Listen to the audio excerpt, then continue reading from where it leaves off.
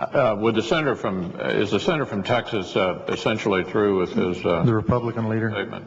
I would be glad to yield for some. Well, if the senator from Texas has completed his statement, I'll seek recognition, Mr. President. Republican leader.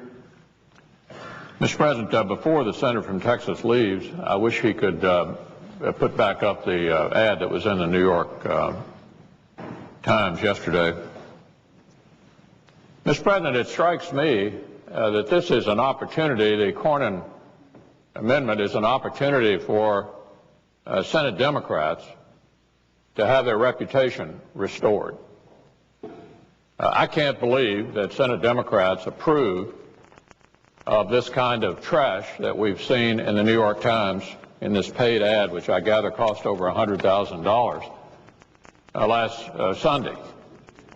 This organization, MoveOn.org, is claiming that it controls the Democratic Party. I don't believe that's true, but this is what they had to say back in 2004. Someone named Ellie Pariser, MoveOn, an employee of MoveOn, talking about the Democratic Party, said, quote, "Now it's our party. Now it's our party. We bought it, we own it, and we're going to take it back." They're claiming, MoveOn is claiming they control the Democratic Party. If I were a Democratic senator, I'd be offended by that suggestion.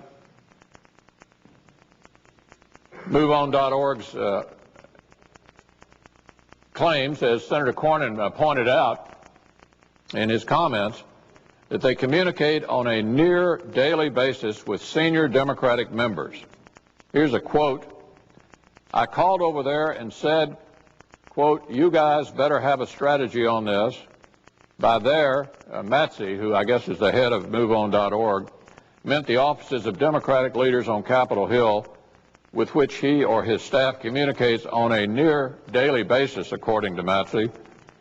Matzi has personal relationships with several senior Democratic members of Congress. In short, it strikes me, listening to the senator from Texas and reading the article in the New York Times myself Sunday, that this organization, this radical left-wing organization attacking the patriotism of General Petraeus with this ad accusing him, in effect, of treason, betray us, it says, is claiming they control our good colleagues on the other side of the aisle. Now, I don't believe that.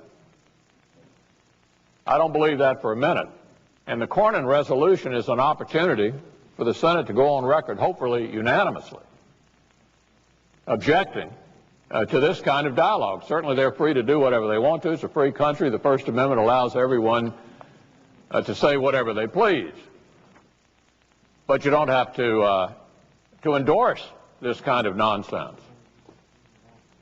This organization strikes me as a severe threat to the reputation of the Democratic Party.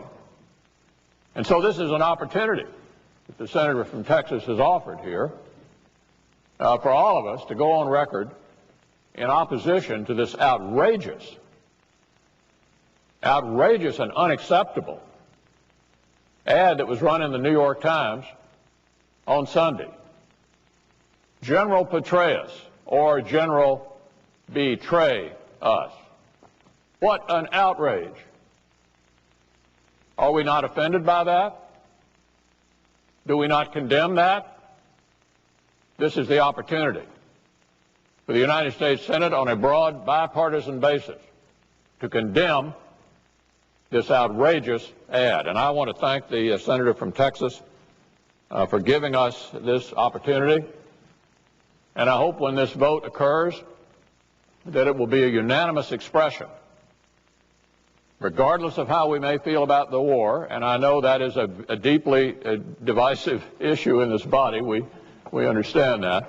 But regardless of how we may feel about the war, some kinds of rhetoric are simply unacceptable. And here you have an outside organization claiming to basically control the Democratic Party. I don't believe they do. And if I were a member of the Democratic Conference and sitting on the other side of the aisle in this chamber, I'd be offended by an organization claiming to control me and to speak for me, such as this group apparently does. So I thank the senator from Texas. I think it is a perfectly timely amendment, as General Petraeus is testifying here in the Senate today and the House yesterday. And, of course, next week we'll be dealing with the Iraq issue again, and I hope we can discuss it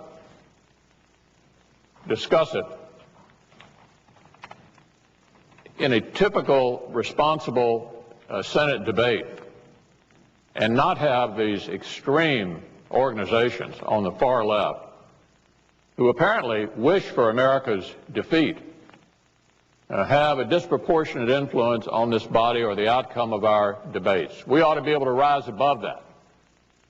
I think we have the possibility of doing that. The American people would like for us to do that. They want us to engage in a civil debate about the way forward in Iraq.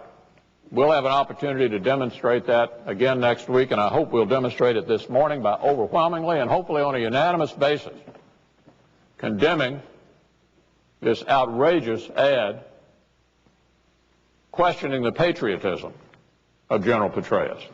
Mr. President, I yield the floor. Mr. President. Senator from Washington.